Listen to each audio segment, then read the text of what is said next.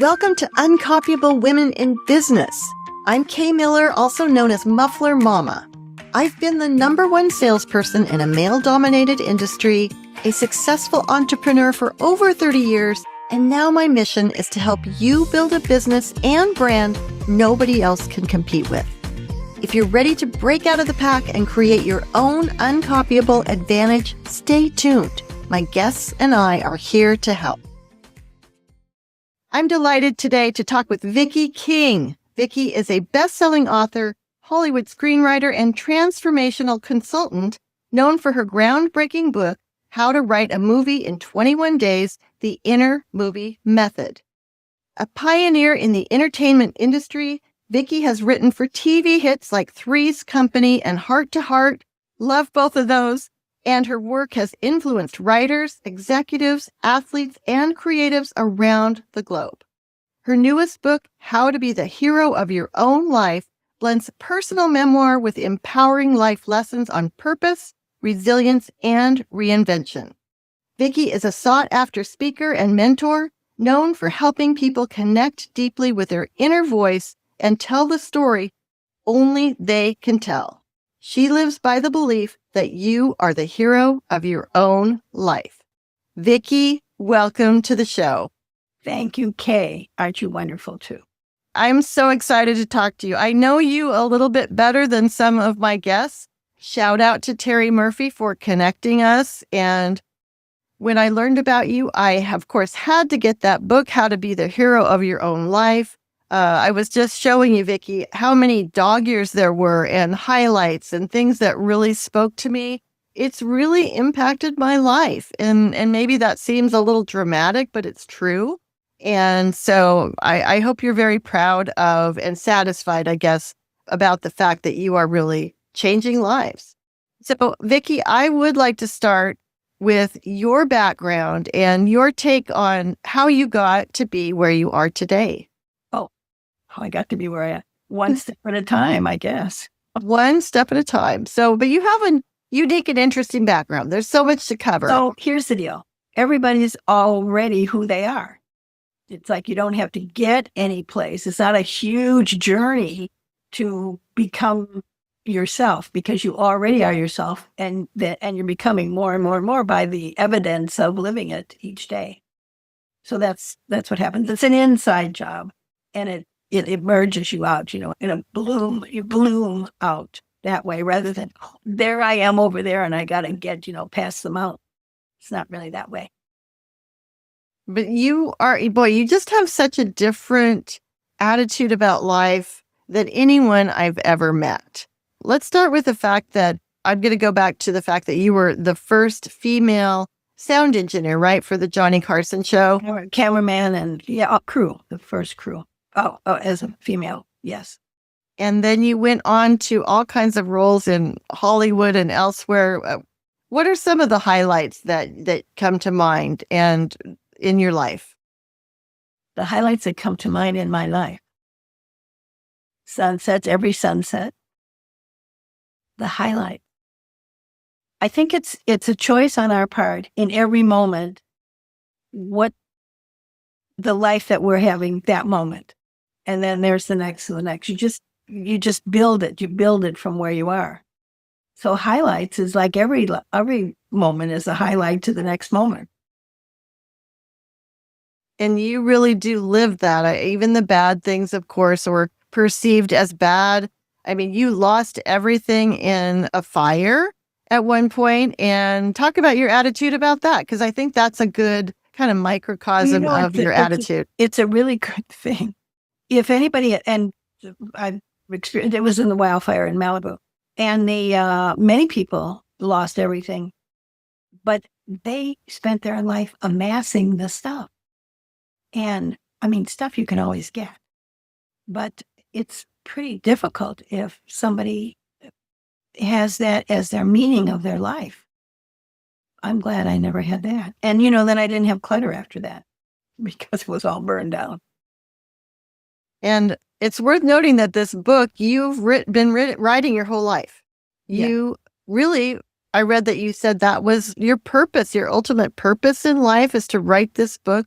Yeah. Is that how you feel? Yes. Yes. I came in to do it, and I was writing it from since I was a little kid. And I thought I'd be finished at 20. That was my plan. Oh, I'm going to put this out at 20. And then it would be a platform so that then I could help people because they would have seen the platform. So the book at 20 told me, you have to live an entire span of lifetime and then put it out at the other end. Well, now I'm at the other end and I'm 80 and the book is out now. And that's correct. It was supposed to be that. But I didn't mind writing it my whole life, but I was surprised that I was going to be living a long life. I thought I'd finish it and be out of here. But no, I'm 80. And from what you said in the book, you're okay with that. You're excited for the next step, whatever that is. Obviously, we don't know exactly what that's going to look like. It's a full-time job to be 80. Ask anybody who is 80 and they'll tell you that. And some are doing a good job of it and some maybe not so much. But it requires, and for all of us, if you'll notice, it requires your full choice and decision point and creation of how you want to make it up as you go along from wherever you are. And at any place you can sit on the curb and say, that's enough, I've had enough, or whatever way you want to play it. There's a line in there after something that violently happened to me, whatever.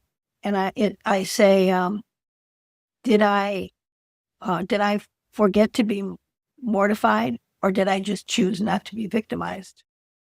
And so I think that's a rallying call for anybody in their life to make those choices themselves. I'm really struck by the fact that you seem to me the ultimate free spirit, and you can correct me if you don't see it that way. And yet you are so accomplished. Really, you have been involved in huge projects with Hollywood and met some really famous people, even when you were young. I don't know if what you've attracted into your life, but it's just such a unique experience. It's so hard to sum all of this up. And I know you talked about being willing to read part of your book to us. And I would love to have you either read the book or first tell us, how do you feel like this has all come together? You being a free spirit and an adventurer, and yet accomplishing things that not very many people have accomplished. I think that everybody comes in with at least one talent, and generally it's two in particular that kind of pull at one another. Something that I have, yes, I'm free spirit. I have no problem with thinking. Forget about a box. There's no box. You just think however way you want to in a creative way. But I also have very practical feet on the ground. I have that combination, and that's always held me in good stead to be able to do it. Like, for instance, this book, I had to self-fund the project. So I did. And then I made choices about that. Everything, talk to me about any bargain that you ever want to get, because I know how to do that. I know how to live richly, but not have to pay so much for it, because I had to, because I needed to put other things in there. Like, for instance, I don't have children. If I had children, then that would require another level of my energies and money and such. That would not be what plan that I had for my life. So everybody, I think, that's what genius is you come in and you have the combination of those 2 or 3 quirky, wonderful talents that all seemingly don't fit together. And then you have to find the way to work it out to put them together. And that's your genius that you offer to the world. You, the one and only one that has the combination like that. And you look at in your wonderful hat next to the moose. I mean, it's just fabulous. It's fabulous. And so there you are. There's Kay. And then that's what you bring to the contribution to the world. And it's, everybody's got a piece of the puzzle for the big picture. If you don't show up with your puzzle, there's a big hole in the big picture. So, and be the thing that you're wanting to give the world. I think that's great advice for everyone listening. As I said, this is not about me. It's about you and it's about the listener. And yes, we all have a part to play in what grand symphony of life. We're all unique. We're all incopyable. And I'm wondering, I remember you said at age 30, you were a little bit lost. Is that correct? And you kind of had to, what created that sense of direction at that point? At 30, I already had the direction then. I don't know. What do you mean? Oh, I was going to, because the sales thing, I was going to read this. It's just a half a page. It's, if anybody is listening and you're a salesperson and you're pitching and you hope so much to sell the thing. So this is one that happened for me in Hollywood. 13 suits. I had a pitch meeting with 13 executives from the network, from upper management, from New York, from where the cash is. 13 suits, all in the room to make a deal with me. I was brilliant, and we all knew it. All they had to do was say yes, and we all knew it. All 13 were laughing and alive and inspired by my presentation. I thought, this is going good, but nothing happens until it does. They said, thank you. You'll be hearing from us. As I left the room, I dropped my Bon Mot pen, bought at a bargain, and bent down to pick it up, and I heard what they were saying through the door. She's a talent. Never seen anything like it. 1 in a million. They all muttered agreement, and then the head suit said, I didn't know whether to laugh at her jokes or look down her blouse. He was saying this as though it was a positive statement. Is that it? My being female confuses them? Well, chauvinism will not stop me, so it doesn't have to stop them either. Maybe they could use a little help to sort this out. So I say through the door, hello, this is God. Hire her. P.S. Notice that God's voice is female.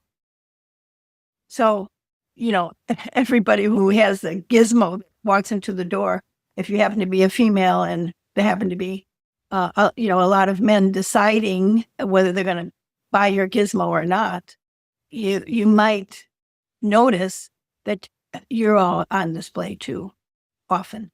And so you want to find a way to work with that so that it is in your favor. Hey there. This podcast is meant to give you an uncopyable advantage. If you're ready to jump on the fast track, go to beuncopyable.com/K. You'll get the scoop on my books, webinars, personal consulting, and our Moose Market. It's all designed to help you stand out, sell more, grow your business and brand in a way that's truly uncopyable. Once again, that's beuncopyable.com/K. Now, back to the show.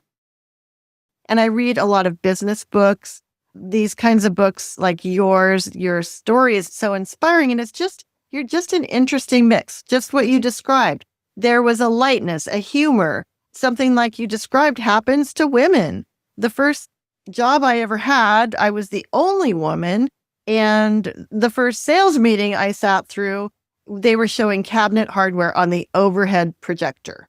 Maybe some people listening don't know what that is. And every maybe 10 slides or so, there was a picture of a topless woman. That there is such a different culture back then. And I'm not saying it doesn't ever happen. It's better maybe or different. But sometimes you just have to have a sense of humor or, I thought at that time, I can either fight this and go to HR and, make a big deal of this, or I can show them, I can play with the big boys and I can beat them at their own game. So I like the way you've really approached a lot of challenges like that.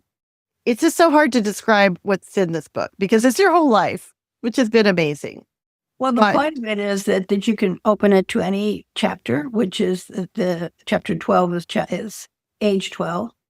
And you can read ostensibly what's going on with my life, but that's not the point. The point is you are reflecting on your life. What was I doing when I was 12? And you can begin to start seeing if there's anything left over from your past about, let's see, there's a chapter when I was 6 years old about what to do about the bully. And, did you have a bully in your life, or were you the bully, or is there a bully presently in your life? And so then you begin to start cleaning out the junk drawer of all these emotions that you don't need to have anymore, just because you're reflecting on it as you're reading my stories. I think a lot of us do forget, or I don't know if that's the right way to put it, forget to be introspective. We just kind of get into the motion of living and what's happening and when do I have to get to my hair appointment or at a whatever. And we don't really think about those things. You do, and yet your history, I want to talk about how did you get in connected with all these Hollywood people and get to be. Well, I was in Hollywood. I came out of the train and started. I didn't know anybody. But how did you get to know them? What were the inroads that got you to meet like these that, people? just like that meeting, just like any of the meetings. You just go, you just keep going, and you just keep building it and making it up. And you don't know. I mean, I didn't know how to do it. So then that's how I did it. If you know how to do it, you would do it maybe the way you thought you know how to do it. But I didn't know. So I just kept building along the way. Would you describe yourself as a gutsy person? Yes. Okay. There's a short answer. And that to me shines a big light on what you're talking about, because when you read the book, it's so, I don't know, I'm going to say woo woo, because you do look at things in a way that isn't concrete. Are you offended by that term? Do you think it fits? Yes. You're offended. Okay. So how do you describe? Because usually the thing that people are referring to when they say that word is very powerful. It's very dynamic and makes all the difference in the whole wide world for your trajectory in life. So if you dismiss it and stay in the nature of powerlessness, then it doesn't do you any good. So I always, think that best and highest choice for anybody is go. Fear is something quite interesting for people. Fear is nothing more than to just be bigger than it. When you see fear coming on you, then what can you do that makes you bigger than what that has been to stop you? And, and that's how you move forward. I mean, you want that. You want to value that. You don't want to value fear and make it stop you. Do you? Exactly not. Exactly not. And I shared a story with you. And before I share the snippet of that story, I also want to say you are so positive about other people. When we met, I just feel like you treated me like I'm so special, which I am so special. You are. Well, you're adorable. Look at you. Look at me. Thank you. I'm going to own it. I usually say, oh no. But I know that you treat everyone like that. I assume, or unless you see something in me that you don't see in others, but everybody listening, we all have that something special. And Viki, you really bring that out of people. As you said, your book has a lot of stories about you, but it really is about the reader. Yeah. Yeah. Oh. Whatever you read, wherever you read, and it's encoded in such a way that it's a Rorschach. In other words, because my life is completely different than anybody else's, as is yours. Everybody's life completely different. But if you read something with particular points along the way that you hit in a different manner when you lived through that age, it will harken back and bring everything back to you in such a way that then it's enriching and you can relive it and release it. Mainly, there's a lot of release that can go on with people. If they're very, very good at surviving, they're going to have to find a way along about in their 30s how they're going to drop the surviving and pick up thriving. And it's an actual turn of your maturation, at that time in your life. And so just read the story about from surviving to thriving, and suddenly it begins to shift within you, and you can reach and find a thriving tools much easier that way. And of course, you have had many challenges through your life. I love that you just dropped that Rorschach. concept, the Rorschach test. And I don't know that everyone listening, do you know what that is? But that is, it's almost like an ink blot, right? Do they just put some ink on the page and fold it or something? It's really kind of a random. It's a random image of spilled ink.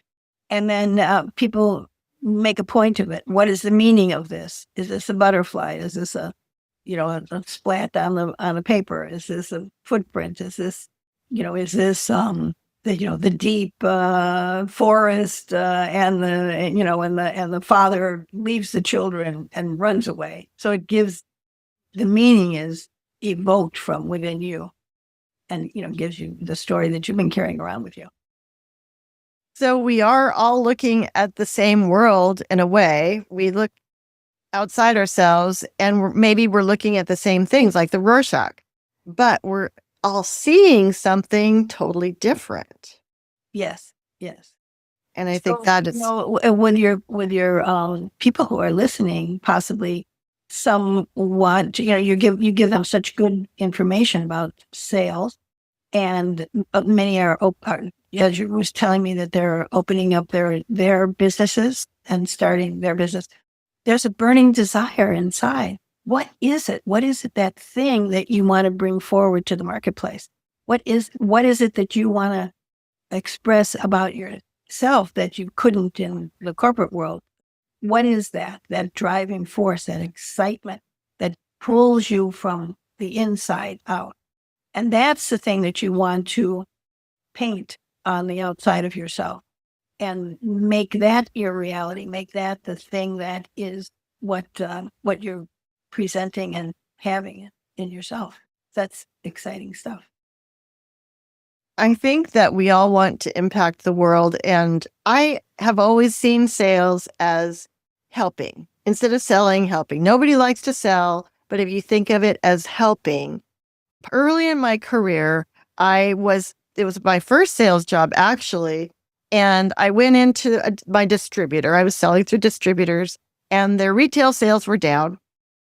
And so I went out to the stores and I realized, well, the reason the sales are down is that the displays in these stores were in horrible shape. They were dusty and the shelves were sagging. And I thought, well, who's going to buy decorative cabinet hardware from something like that? So went to my distributor, long story somewhat short, went out to all those retailers with Windex and a screwdriver and sat on the floors and redid all those shelves. So the result of that was that I helped those retailers make more sales. I helped my distributor make more sales. And of course, I helped myself make more sales. Well, at the end of that project, the distributor buyer called me in his office and he said, you know how you've been talking about wanting to go to Europe? I'd never been. I really wanted to go. I'd shared that with him. And he said, well, I have something for you. And he gave me a check to cover my airline ticket. Oh. Talk about a win-win relationship. So as you're, just like you want to help people, anyone listening, we want to help other people. And you can do that through sales. You can do that through business. You can do that through life. But that story just came to me. I'd forgotten about it until I started putting my program together and saying, how can we look at sales differently? And not as, pushy or being aggressive or just thinking, I got to make my sales goal. How can I help someone get what they And also using your dexterities. I mean, you know how to use Windex and you know how to dust. And your skills. I've got skills. You got skills, girl. And that's what it takes for you to then go within and understand the value of every skill you have. And the value also of something that maybe you would like to do, but you don't feel like you yet know how to dust. Oh, and then you would do it. But nobody else on the sales, team thought of such a thing because nobody else has the propensity for spraying their Windex. Always you want to utilize your whole, bag of talents at all times, because that's what it's there for. And it makes a point to you listening that probably you have the talent to use Windex, but how do you use that talent? How do you use that to make that talent bigger, to impact the world, and also to be successful. Bottom line, we all, if we're in business, we got to make money. We like to pay our bills. We like to, as you do, live on the ocean with a wonderful view. You like to travel all over the world. So you use your talents, but you have used them in a way that's benefited others and yourself.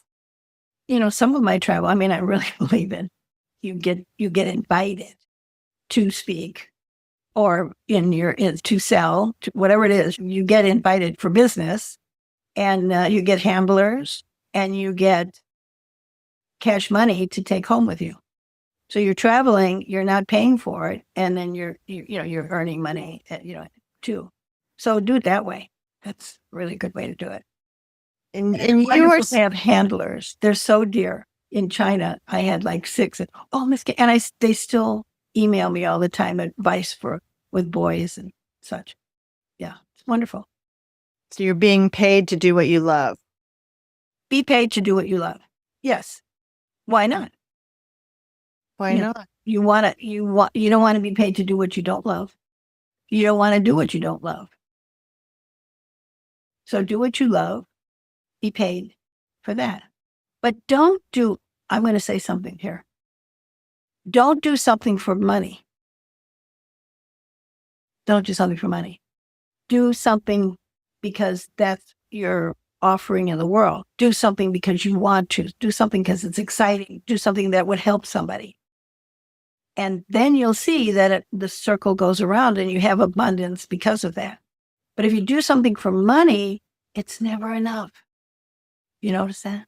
Never enough. And you told a story in your book about that someone you talked to, I think you were at the pool, and you said, well, you're already earning 7 figures. Do you want to briefly recount that story? Yeah. He said he had to quit his job because he couldn't have it anymore. He was earning $750,000. This was a long time ago. So that was a lot of money at the time.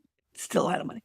And I said, well, how much money do you need to quit? And he said, I want your life, how you have it. And I said, I don't have to have that much money to have my life.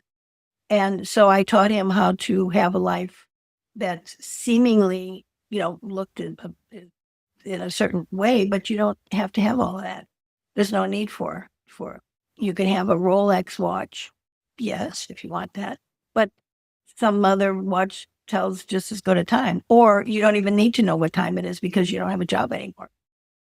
Things like that. So you'd be amazed at how costly it is to keep yourself in work because you have to take care of other things in different manner. He needed a cook. He needed, a valet. He needed things because he was so busy. But when he wasn't so busy, he didn't need those things. You have such a creative and unique perspective on life. I highly encourage you listening to get Viki's book, How to Be the Hero of Your Own Life. What could be better than that? And my next book that I have on order is How to Write a Movie in 21 Days, the Inner Movie Method.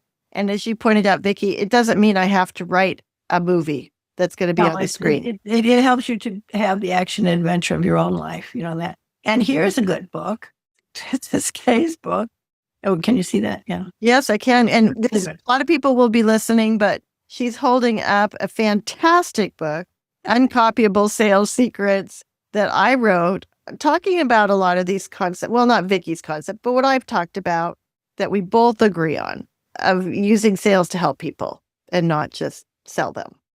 And, a good one is now you have the picture of the moose in your house there, in your office. And the whole idea is that you don't follow the little falling fruit on the low branches of the tree. Go for the moose. Go for the top primo place that can be the best and highest impact that you can have to someone in what you have to sell. And then also that it has the best impact on you that you sold it. Be very mindful. And of course, this goes back to prospecting, which is the buzzword, which we have to do in sales. But instead of just willy-nilly prospecting, really decide who you can serve the best, who will see the value in what you sell. Viki, I have just loved not only talking with you on the podcast, but getting to know you. You've had a big impact on my life in just really a few short conversations. So I appreciate that so much. How would people... You too, Kay. Look at her. She's adorable. I appreciate that. I really do. How would people learn more about you? I'm, of course, ordering the books. What would you like people to do next after they hear this show? They can go to my website, which is VikiKing.com. And it's VikiKing.com. Yep. All Ks. VikiKing. And then it's also, they can go there. Or look Viki up. We talked about AI, but I asked AI, who is Viki King, author of, the big seller. I mean, this has been a classic, How to Write a Movie in 21 Days. So it's easy to find information on Viki. You'll be better for the experience of being exposed to her wisdom.